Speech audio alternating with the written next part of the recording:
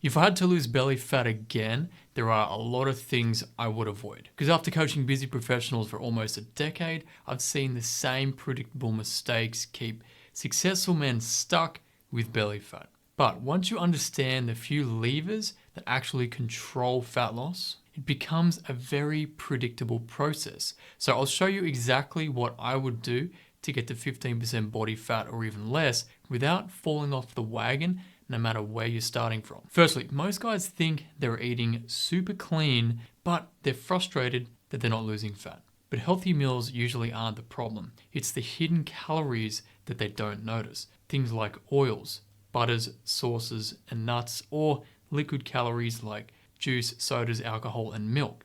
1 tablespoon of olive oil is a whopping 120 calories, and a tablespoon of peanut butter has about 5 grams of protein, but it's going to cost you 137 calories. So a dash of oil here, butter on your sourdough, a handful of nuts, a few wines during the week, and then suddenly your healthy diet is 400 to 600 calories higher than you actually thought, which kills your fat loss progress. Before we talk about fixing this, let's try something interesting. Right now, look around the room that you're in and find as many red objects that you can, any shade of red. Take 5 more seconds. 5, 4, 3, 2, 1. Now close your eyes. With your eyes closed, try to think of all the green objects that you saw. You probably can't remember many, if any, because when your brain is focused on one thing, it tends to filter out all the other things around it. And calories work kind of the same way. If you're just focused on eating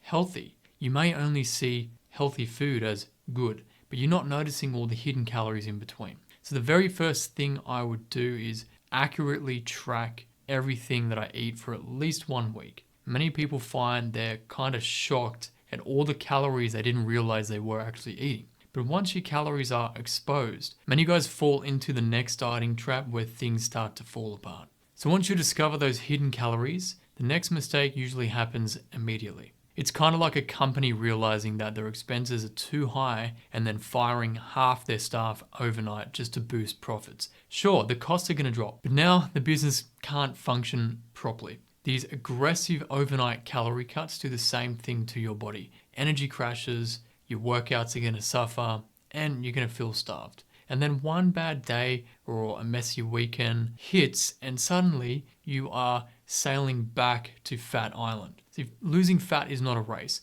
There's no trophy and nobody really cares, but you will care if you burn out and you don't actually make it. So instead, adopt the Navy SEAL approach, which is slow is smooth and smooth is fast. Aim for something realistic, about half a kilo or 1 pound a week of weight loss. Even a little bit less than that is still totally fine. And this is going to be a 500 to 550 calorie deficit from your actual maintenance level. You won't starve, you won't sabotage your energy or your muscle mass. My clients still enjoy business lunches, birthdays, family dinners, and all that, sticking to this range. But even setting the right calorie budget doesn't solve this next problem. If sticking to a diet was easy, everyone would be ripped, but they're not, because every meal starts to feel like a negotiation. What should I eat? That's not on my diet food list. Maybe I'll just snack on something. And when your diet requires this constant decisions 3 to 4 to 5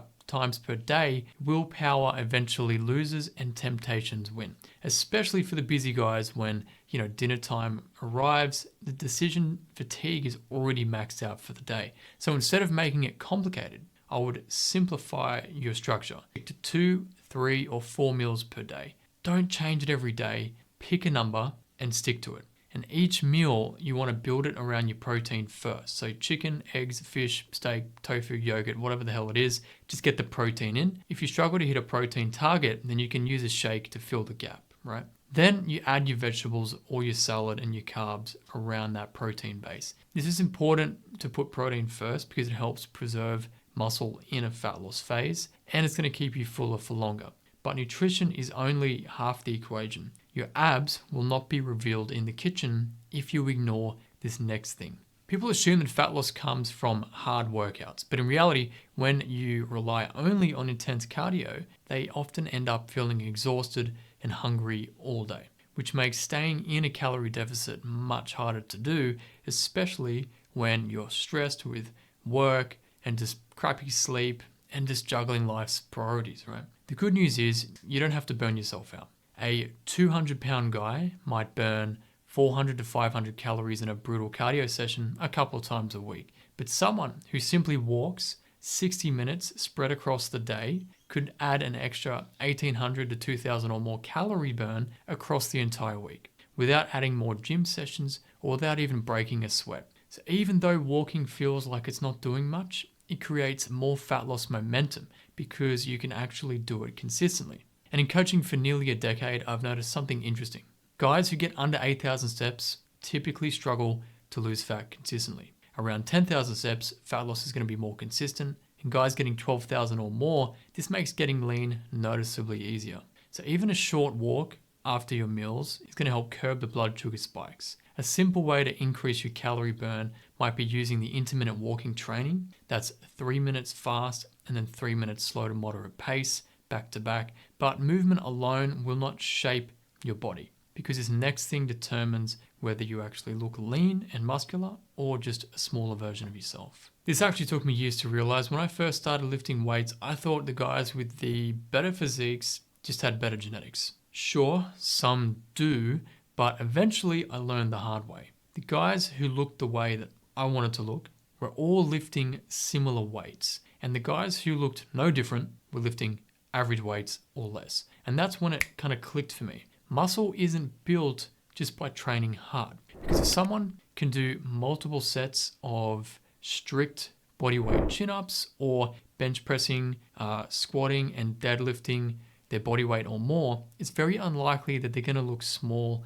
and skinny. But lifting light weights, like squeezing the muscle, getting a pump and that stuff, it just doesn't cut it. So instead of random workouts or training based on mood, I would focus on strength targets from day one and just be doing 3 workouts a week so that each muscle gets trained multiple times per week without destroying all of your recovery. And then progressively building up the reps and the weights on all of the compound lifts, like benching your body weight for reps, squatting above your body weight, being able to do, 1 chin up and then 2, then 3, work it up to 5, and then eventually 10. The key is structuring this in cycles. So you build towards the heavier lifts and your PRs over 4 weeks, then you cycle it back to your past PRs. And this is how I eventually worked up to incline pressing 88-pound dumbbells and doing chin-ups with a 40-pound weight vest. But even with the training dialed in, there's still one mistake that can sabotage fat loss progress. I could call these the 2 diet killers. So imagine you eat perfectly all week, then Friday afternoon hits, someone cracks a few beers or a bottle of wine, and then suddenly it's like the diet never existed. The stress bubble bursts and that one blowout meal bleeds into the next 2 or 3 days. Friday drinks, then Saturday lunch and dinner, and then Sunday endless snacking. And before you know it, the entire week's calorie deficit is gone. Most people blame the food. It's the beer, it's the ice cream, it's the chips, but it's not just that. It's the stress eating loop. I've coached clients who drink alcohol and eat out regularly, and they still lose 1 pound per week. But the difference is the control versus stress taking the wheel. A planned meal with drinks is very different from an emotional binge. So if I had to lose belly fat again, I wouldn't try to bash myself into discipline. I'd actually address the stress underneath it, like what's really driving the behavior, and start resolving those triggers so that things don't keep blowing up all the time. Because when your nervous system isn't constantly in fight or flight or at war with yourself, sticking to a fat loss phase becomes much simpler. And it's not about being perfect, but reducing the obstacles that are in your way, and then adding this next thing can make fat loss feel a lot more automatic. There's an old story about a guy who spent months digging for gold, and eventually, in frustration, he threw down his shovel, turned to his wife, and said, "Honey, fuck this." Then he sold the land, and another owner came along, dug a few feet deeper, and struck the gold. Fat loss often feels exactly like that. Someone starts a new diet. Next month it's keto, then it's fasting, and then some detox challenge that they saw online. And because they keep chopping and changing strategies, they never reach the 6-pack lean muscular physique they've always wanted. So if I had to lose belly fat again, I would not constantly change the plan. But from day one, I would be tracking all of my data. My weekly average weight, photos, measurements, food, and calorie burn, just to say the least. And the trick is you only adjust something if the data shows like multiple weeks with no progress. So you want to treat this like a business or a long-term investment. You don't want to be chopping and changing every couple of days or freaking out when things go up and down. That's normal, right? Too. And this is boringly simple, but it's highly effective. And guys who stay stuck for months or years don't track enough data. But even if you eat healthy, hitting the gym and doing cardio, there's a lag effect that can keep you stuck. So imagine someone diets perfectly from Monday to Friday.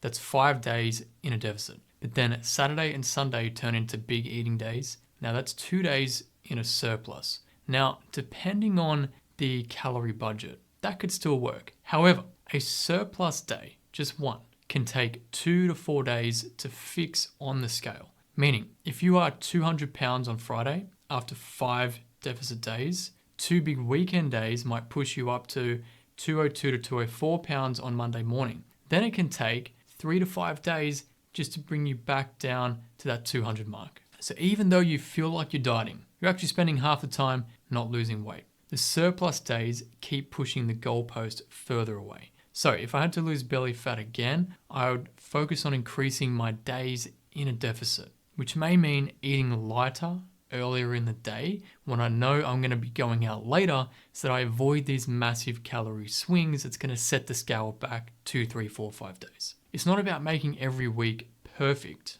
It's about stacking more days in this fat loss zone and fewer days in the surplus. And if you're stuck at over 20% body fat and you want help installing a system that actually keeps you in this fat loss zone to reach 15% body fat with more muscle, I work privately with a small number of busy men to dial this in properly. You can apply it through the link in the description, and to see what different body fat percentages actually look like, go watch this video next.